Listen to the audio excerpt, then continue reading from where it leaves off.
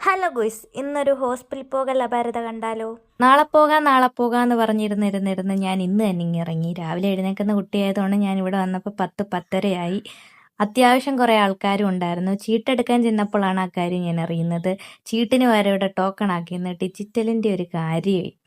അങ്ങനെ ടോക്കണൊക്കെ എടുത്തിരുന്നപ്പോഴാണ് 147ാമത്തെ ടോക്കണാണ് എൻ്റേത്. ഇവിടെ 61 ആയുള്ളൂ. ഇരുന്നിരുന്നൊരു വഴിയായി ഞാൻ.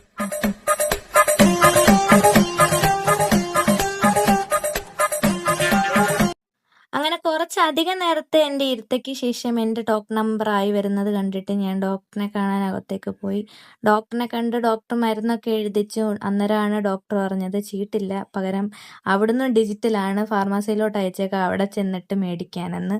അങ്ങനെ ഞാൻ അവിടെ ചെന്നിരുന്ന് മരുന്നൊക്കെ മേടിച്ചു. കുഴപ്പമൊന്നും ഇല്ലാത്തതുകൊണ്ട് കുറച്ചേ ഗുളിക കിട്ടിയുള്ളൂ. അങ്ങനെ അതൊക്കെ മേടിച്ചിട്ട് ഞാൻ വീട്ടിലോട്ട് പോകാനെ കൊണ്ടിറങ്ങി. അപ്പോൾ ഇന്നിത്രയേ ഉള്ളൂ. ടാറ്റാ.